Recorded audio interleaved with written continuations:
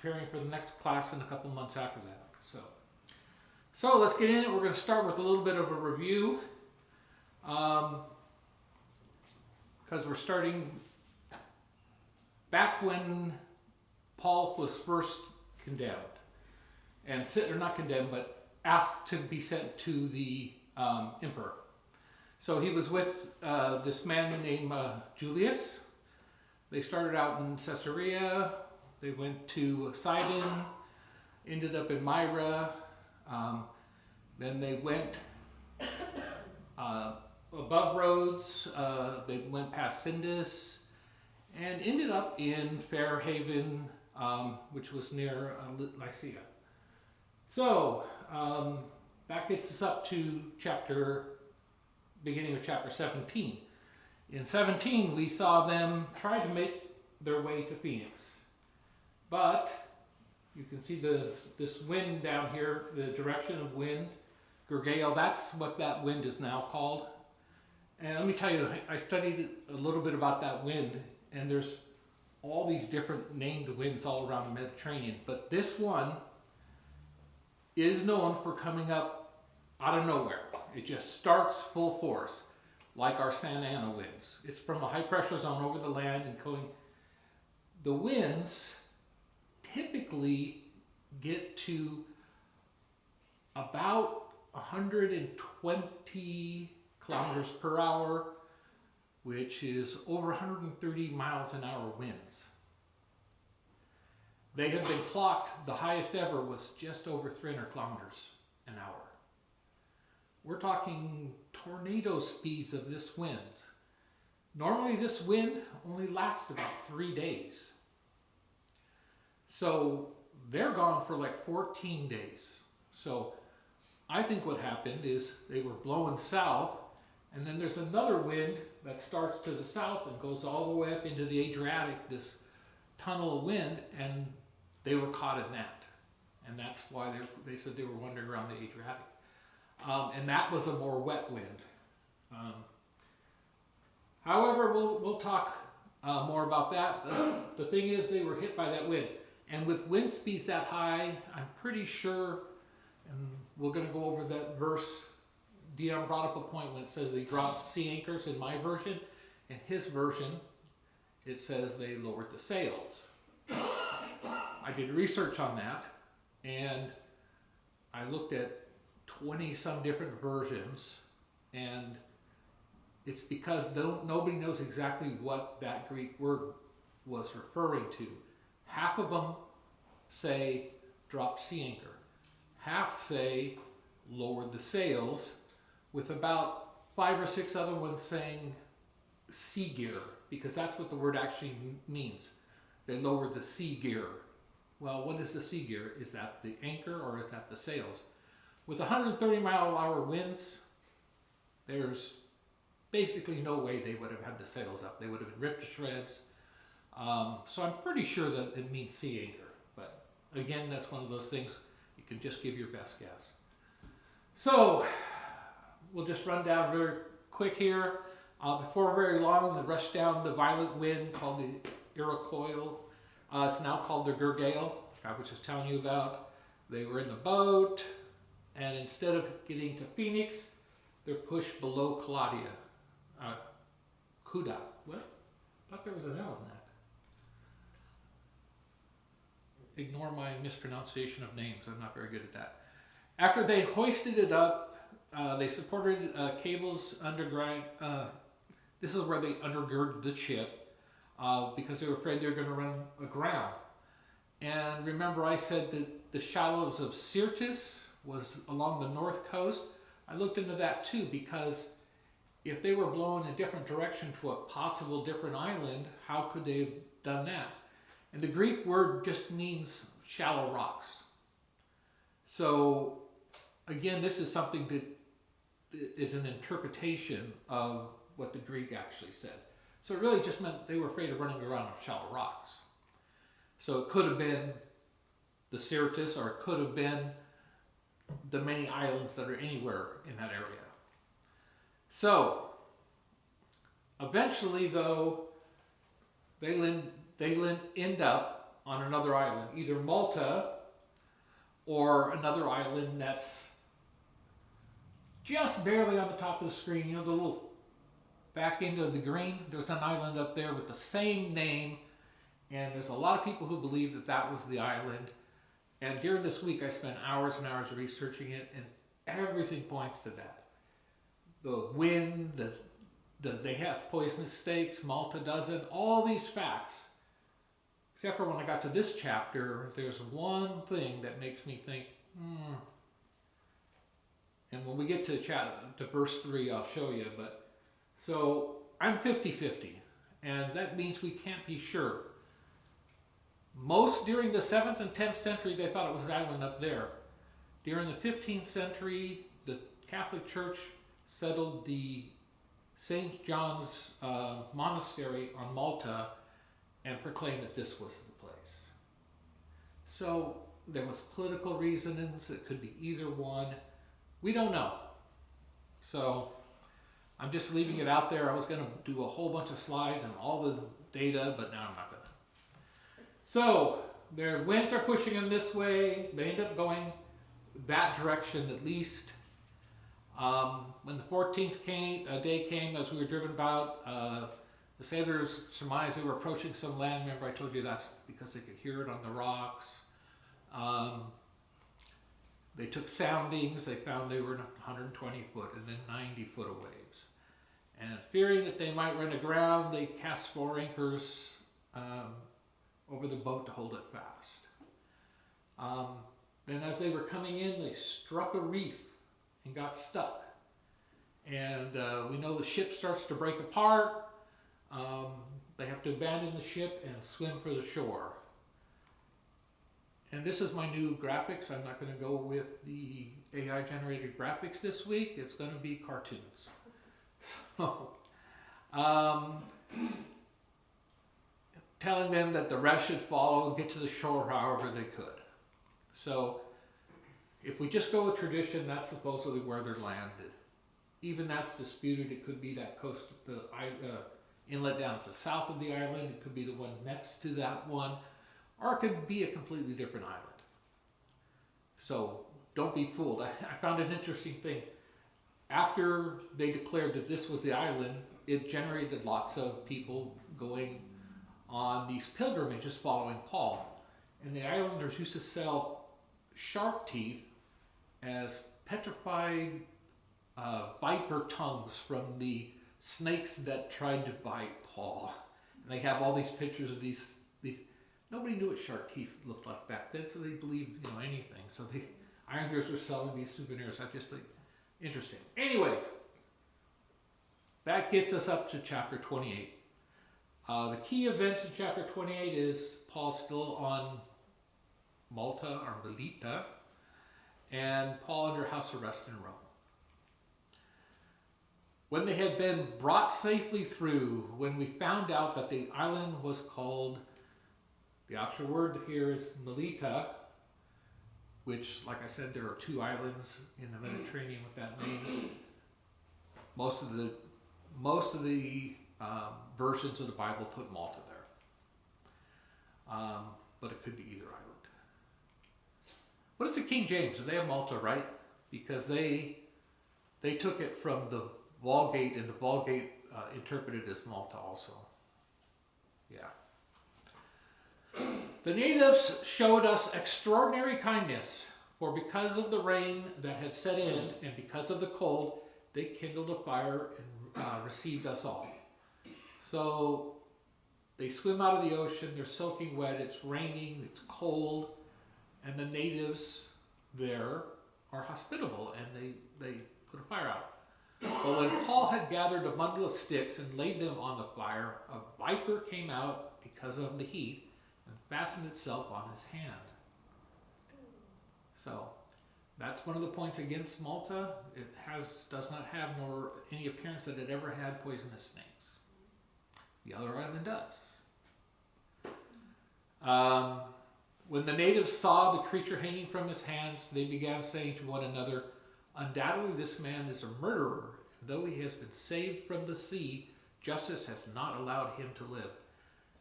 So it wasn't like a strange snake. The natives knew exactly what this snake was and what it was going to do.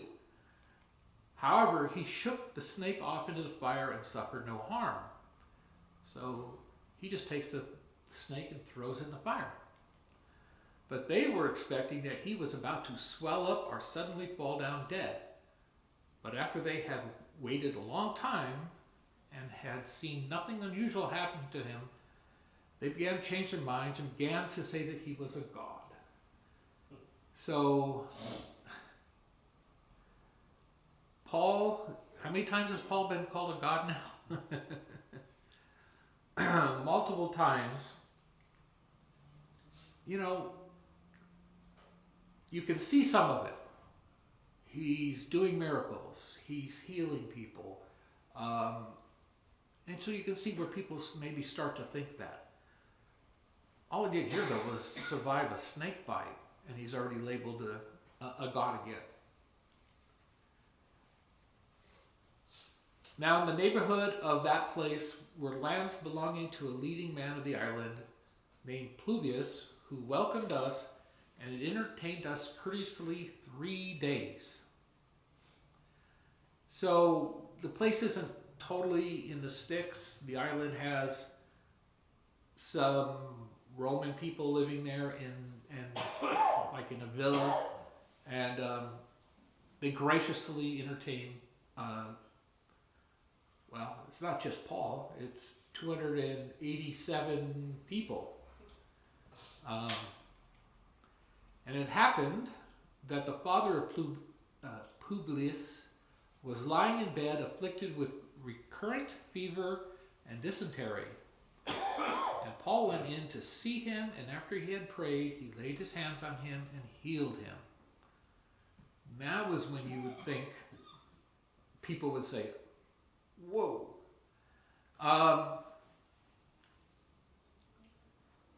What's the purpose of this miracle? Was it Paul saying, thanks for saving us and taking care of us out of the water? What do we normally say all miracles represent? Where's Kathy? Nobody's answering. Confirming the word. Yeah. Glorify God, or prove that the person talking has authority coming from God. To, like you say, confirm the word. So, although it doesn't say this, is there any chance that Paul wasn't preaching to these people? He's there for 3 months. Paul's going to be preaching to these people for 3 months. Absolutely.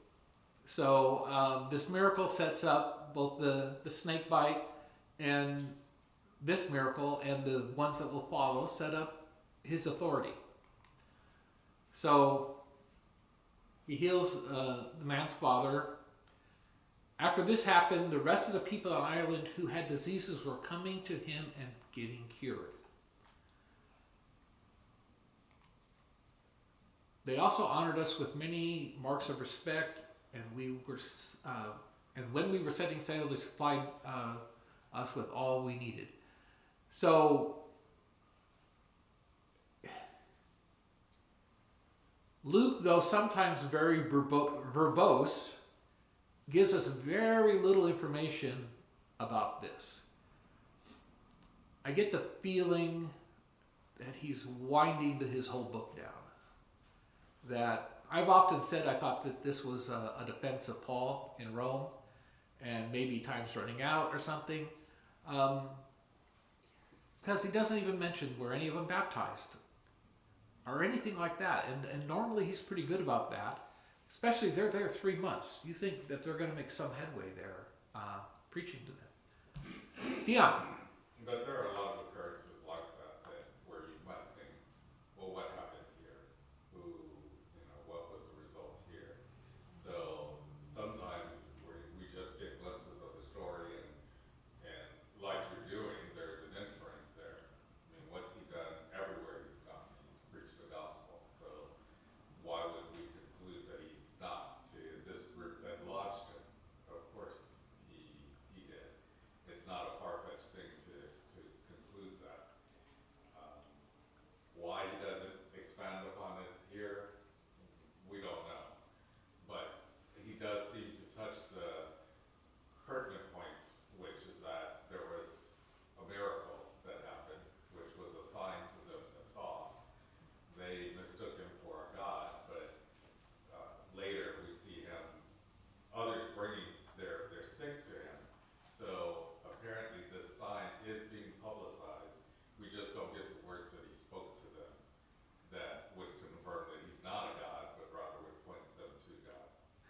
And I can think of a couple reasons. One, maybe it's not a big enough population to start a major church in that would have warranted people knowing about it. Maybe we've just seen this story several times already in the book, and we don't need to repeat it over and over, even though we heard Paul's defense 3 times. So it's just interesting that it seems a little short, and we have to kind of fill it in on our own. And I think we can do that. I think we can say that Paul preached, probably converted people, but we don't have any proof. So that actually brings us, well, we know that they're thankful enough to that when 3 months later when they leave, these people supply everything that Paul needs. He healed a bunch of people, so they're thankful, you know. You can see that. So that brings us to question 1. Oh, Eddie? I mean, the phrase honored with many marks of respect, that says a lot. Without telling us what, though, right? You not only have a captive audience, you got a captive audience that is very interested in what he has to say. Yeah. So one of the benefits, major benefits of us, like we travel to Australia and visiting with the members there.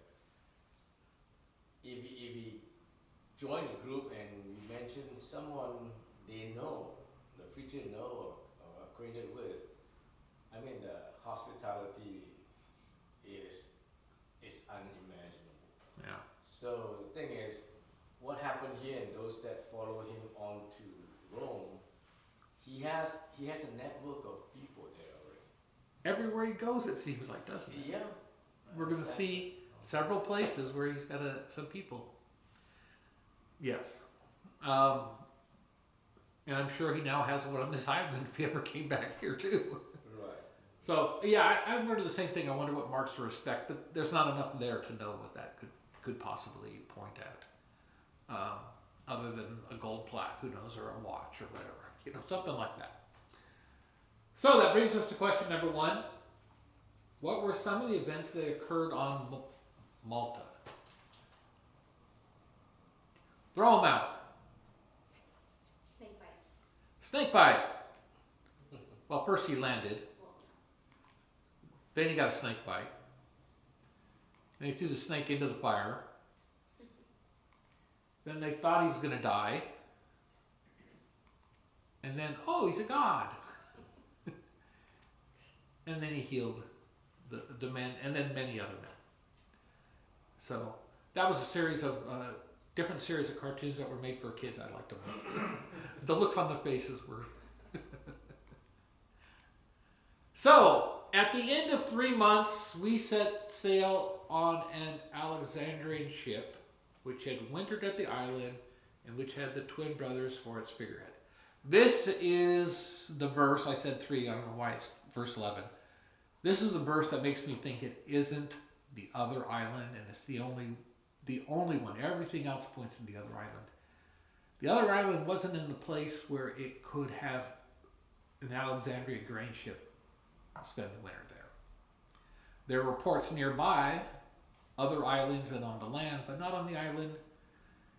Malta does have islands, and many ships did winter at Malta. So of all the evidences, this is the one in my book that does point to Malta. So I'm 50-50. 5 things point to this one, 1 thing points to this one. So they get back on another grain ship with the soldiers and I'm assuming all the prisoners that were. And that brings us to a question that John threw in here. Who were the twin brothers?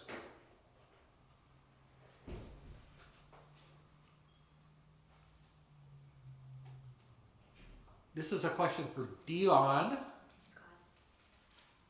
Who were the twin brothers? Our resident astronomer. Know what we're talking about, but I'm not feeling well, so. Oh, it's okay. It's Constellation Gemini. You're supposed to know that. The boats were often named after constellations, things like that, or their gods, things like that. So at that time, the twin gods of ancient Greece and Rome were Castor and Pollux, which nowadays, what says Zeus later changed them into the constellation Gemini. So it's interesting that Luke records the name of the boat they got on that last, but none of the other boats, but that last one.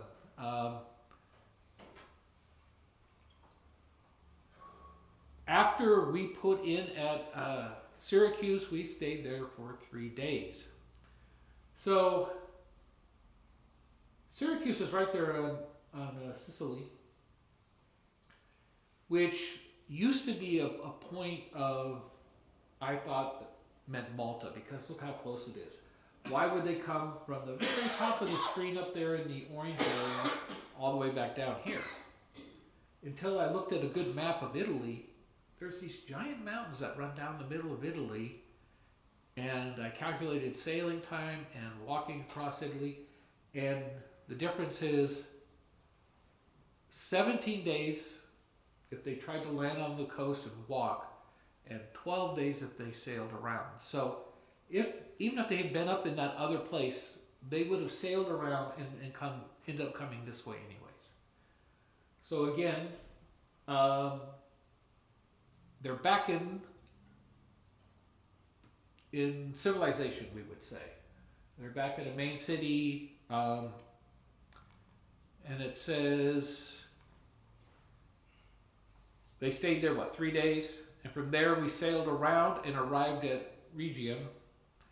And the day later, a south wind sprang up, and on the second day we came to Patillo. So here they were. What I don't understand of this was when it says, and they sailed around and came to this place. It looks like a straight shot, but I don't know why it says that. But basically, they sailed up to Rhegium, probably butchering, and then up to here, and that city is now part of the metropolis of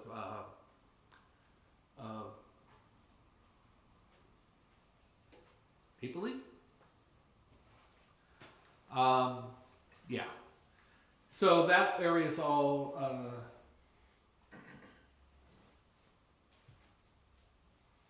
incorporated. All around there is Napoli now, and this is the end of the sea journeys. And you'll see that journey from Rhegium up to Potelia is only 2 days. It only took them 2 days.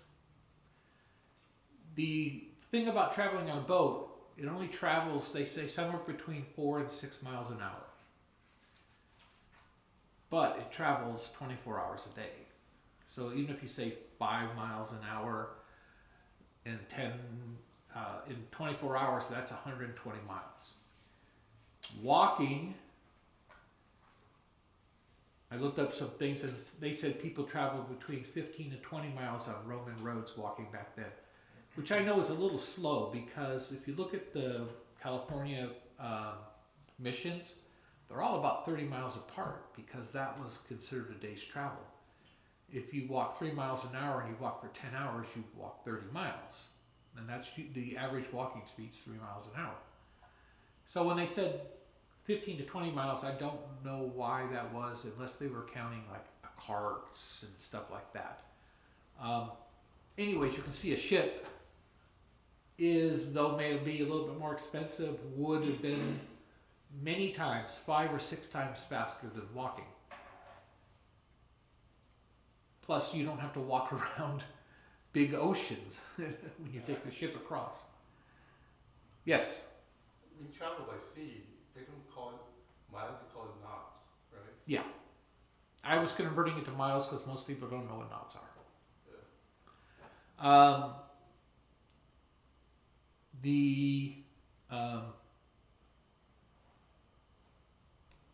I fell off what I was going to say now.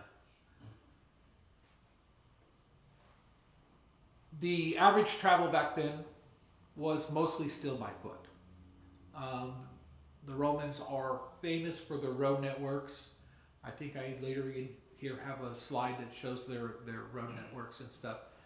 So the average person still walked most places, but there's another consideration, and that's Paul's health at this time.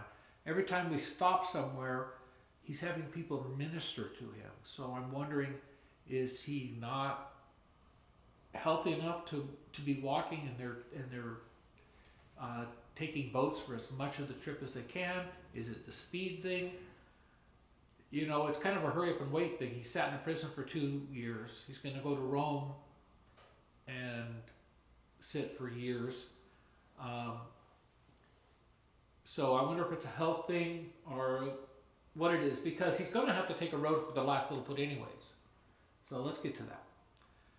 There we found some brethren, and were invited to stay with them for 7 days, and thus we came to Rome. So it jumps from getting on land all the way to Rome inside of one verse. So he would have walked on Via Appia from the place he is, this Roman road where stretches still exist where you can go walk. And to know that Paul walked this road at one time. So here's the where they landed and the route that they took all the way up to Rome. I wrote it down. I think it's 120 miles. It was a couple days ago now. And then mentions a couple places here. Tres Taberna, I think that's 3 taverns, and the Forum of Appius, which is it's 3 inns in the market of Appius. So those are in this next verse. And the brethren, when they heard about us, came there as far as the market of Appius and the 3 inns to meet us. And when Paul saw them, he thanked God and took courage. So it said he arrived at Rome, and then these people hear about it, and he walked right past them earlier, but now they come into Rome, and people are visiting him. So he has people taking care of him in Puteoli and in Rome, that people know him, like Eddie was talking about, the network of people that Paul knew everywhere. So at that time, he would have entered through this gate into Rome. When we entered Rome, Paul was allowed to stay by himself with the soldier who was guarding him. So not really by himself, with a guard.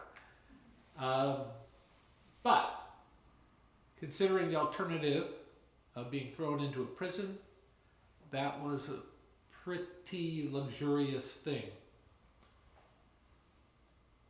After 3 days, Paul called together those who were the leading men of the Jews, and when they came together, he began saying to them, "Brethren, though I had done nothing against our people or the customs of our fathers, yet I was delivered as a prisoner from Jerusalem into the hands of the Romans. And when they had examined me, they were willing to release me because there was no grounds for putting me to death. But when the Jews objected, I was forced to appeal to Caesar, not that I had any accusation against my nation. For this reason, therefore, I request to see you and to speak with you, for I am wearing this chain for the sake of the hope of Israel."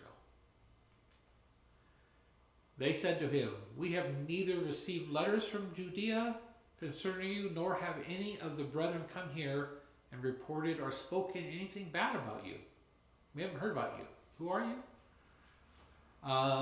But we desire to hear from you what your views are concerning this sect. It is known to us that it is spoken against everywhere." So we already knew that people had evangelized in Rome. They're hearing about the sect, and the world is all over the place hearing about Christianity at this time. Why did Paul call together the leading men of the Jews? What was his reason for doing that? Because because he's innocent. He wants to let people know that he's innocent. He wants to be exonerated. Yeah, it sounds like maybe he feared they had already judged him, that they'd heard about what was going on and judged him, and he wanted to defend himself. And it turns out they hadn't even heard anything yet. So, Eddie? But he hasn't given up on the Jews yet, his own people. He never does. After reading what he said, that I'm willing to be a curse if I could save Yeah. my fellow Jews. He has, if he was American, we'd say he's very patriotic. He's very patriotic to his nation. It just happens to be a theocracy, so it's both national pride and religious. So he's doubly committed to his nation. When they set aside a day for Paul, they came to him at his lodging in large numbers, and he was explaining to them by solemnly testifying about the kingdom of God and trying to persuade them concerning Jesus, from both the law of Moses and from the prophets, from morning until evening. He's Dion's kind of preacher. Some were being persuaded by the things spoken, but others would not believe. And this is not the case where we see just everywhere he went. And when they did not agree with one another, they began leaving after Paul had spoken one parting word. The Holy Spirit rightly spoke through Isaiah the prophet to your fathers, saying, go to this people and say, you will keep on hearing, but will not understand. And you will keep on seeing, but will not perceive. For the heart of this people has become dull, and with their ears they scarcely hear, and they have closed their eyes. Otherwise they might see with their eyes, and hear with their ears, and understand with their hearts, and return, and I would heal them. That's God's plea to his own people. Therefore, let it be known to you that this salvation of God has been sent to the Gentiles. They will also listen. He's telling them, God came to you, you guys would not listen, we're going to go to everybody else. What prophecy did Paul apply to those of the Jews who rejected the gospel? Well, we just read it.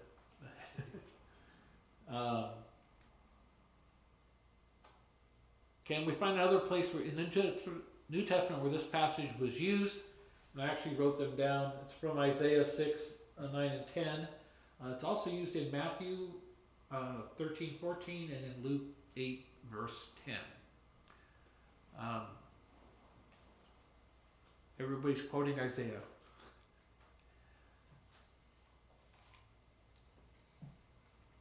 When he had spoken these words, the Jews departed, having a great dispute among themselves. This is one of those bracketed verses. It's in some versions and it's not in others, so this may or may not have been in the original. It doesn't matter. It doesn't say anything groundbreaking. And he stayed 2 full years in his own rented quarters and was welcoming all who came to him, preaching the kingdom of God and teaching concerning the Lord Jesus Christ with all openness, unhindered.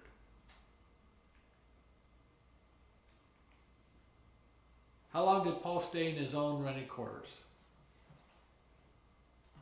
2 years. 2 years. Again, 2 years. Now, 2 years as of this writing is what I'm going to say. Because we don't know what happens after this. There are a lot of places, commentaries on this, that put Paul in Rome for 4 years, some for 7 years. So at this time, Paul had been in Rome for 2 years. What letters did Paul write from his imprisonment? Well, I just threw this up on here. You can see, matter of fact, you can see the person who wrote this had Paul in Rome for 5 to 7 years. Right. 2 So years, it interesting. says it was in his rented house. Yeah. So what happened after that, we don't know. Exactly. Well, and this is the end of the book. So if he wrote it at the end of those 2 years, we wouldn't know what happened after that.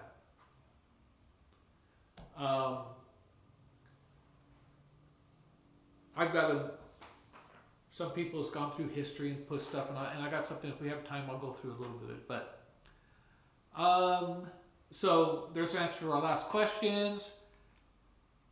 Did y'all bring a pencil for the final?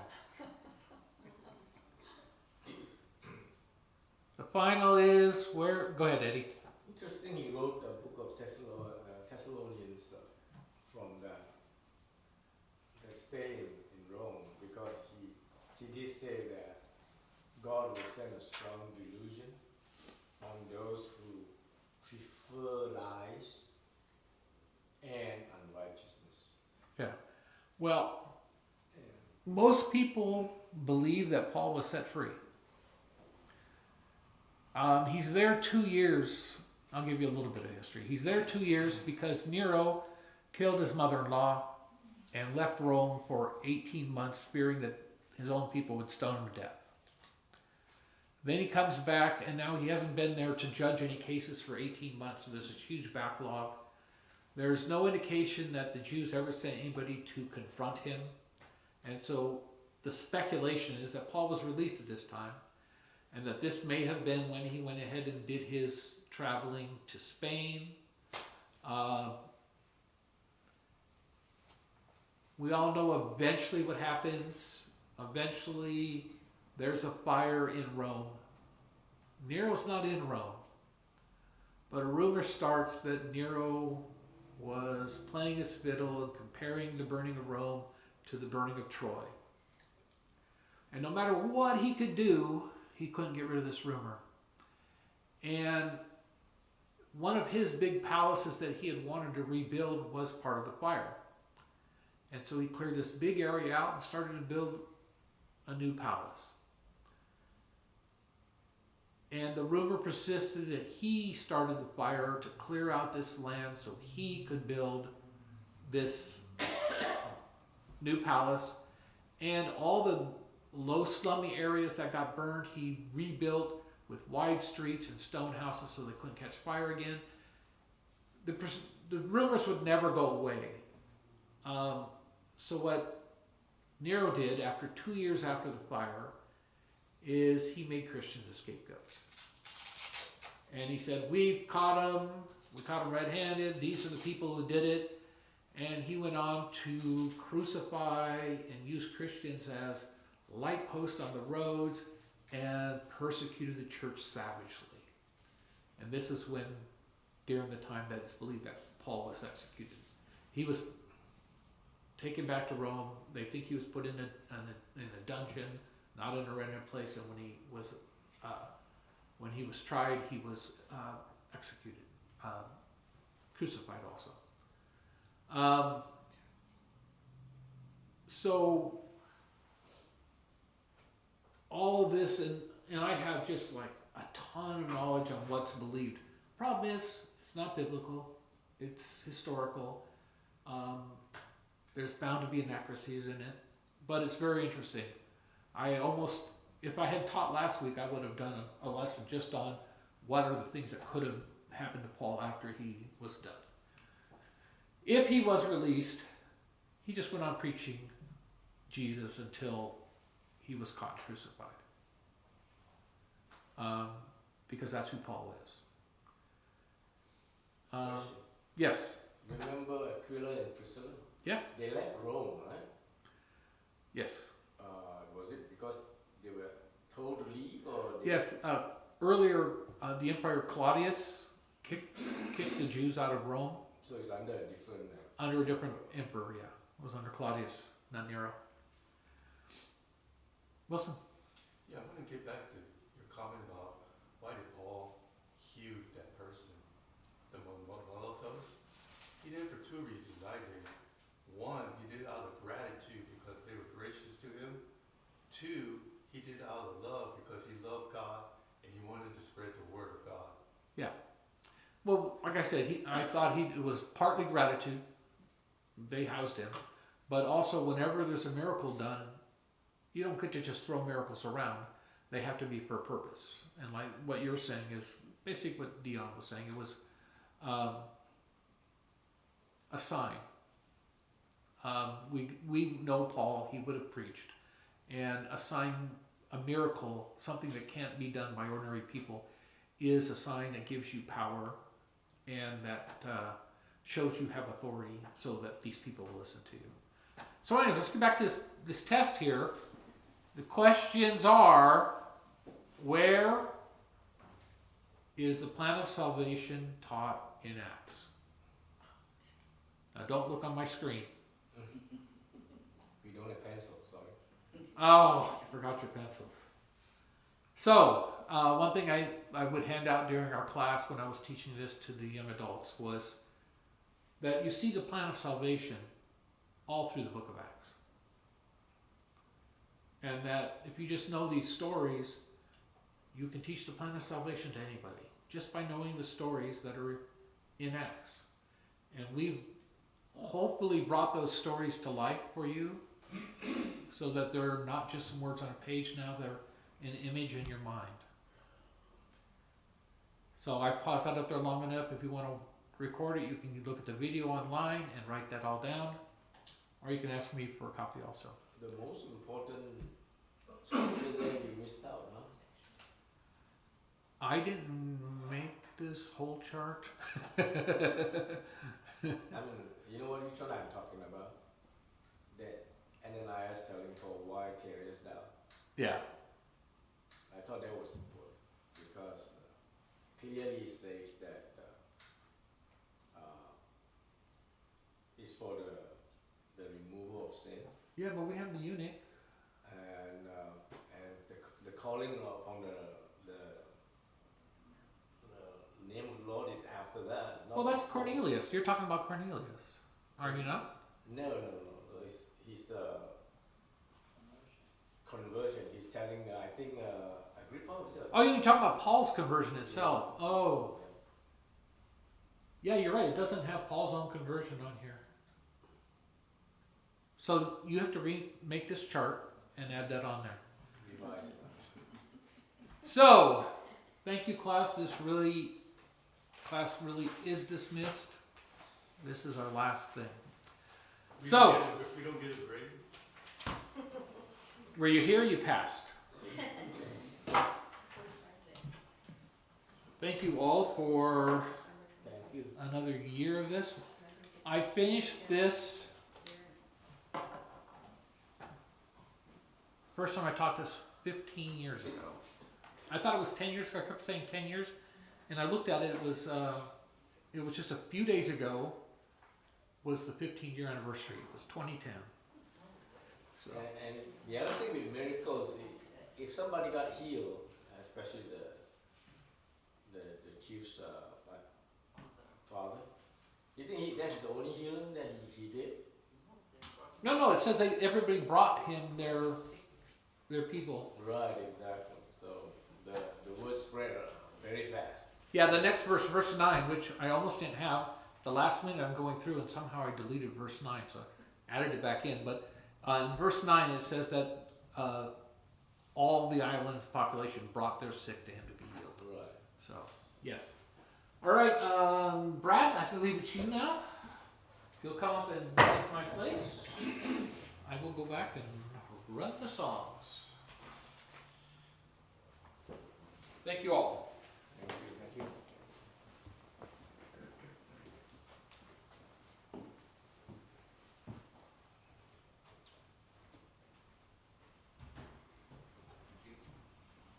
6:33. How long has it been?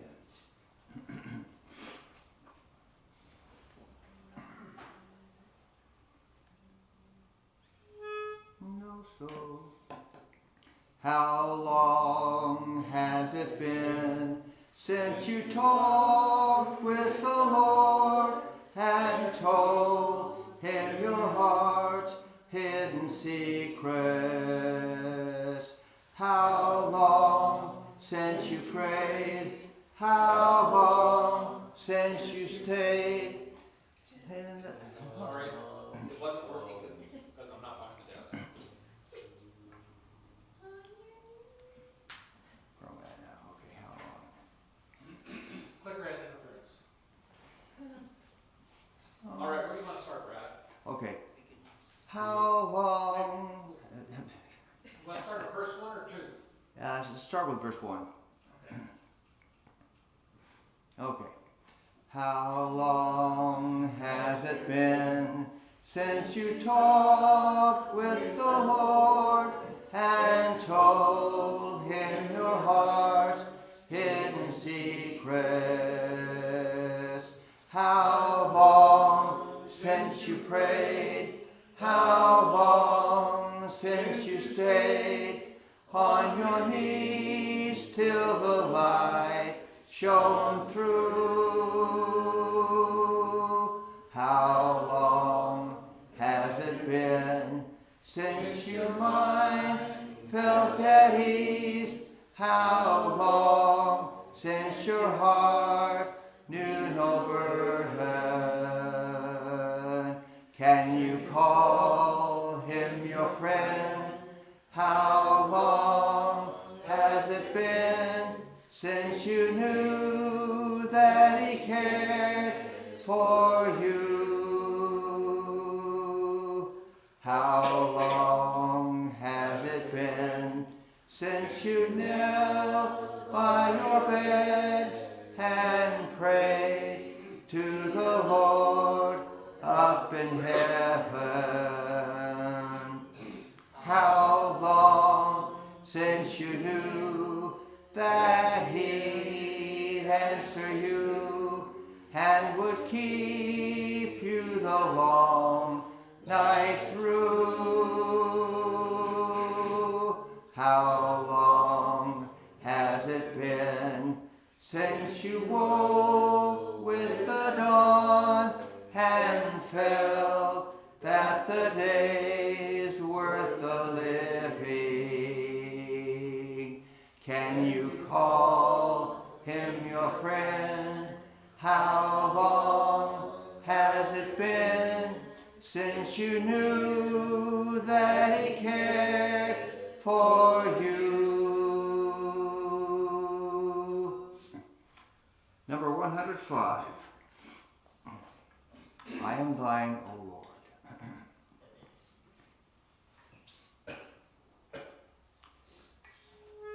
Know me. I am thine, O Lord. I have heard thy voice, and it told thy love to be. But I long to rise in the arms of faith and be closer drawn to thee. Consecrate me now to thy service, Lord, by the power of grace divine. Let my soul look up with a steadfast hope, and my will be lost in thine. Oh, the pure delight of a single hour that before thy throne I spend. When I kneel in prayer and with thee, my God, I commune as friend with friend. There are depths of love that I cannot know till I cross the narrow sea. There are heights of joy that I may not reach till I rest in peace with thee. Draw me nearer, nearer, blessed Lord, to the cross where thou hast died. Draw me nearer, nearer, nearer, blessed Lord, to thy precious bleeding side.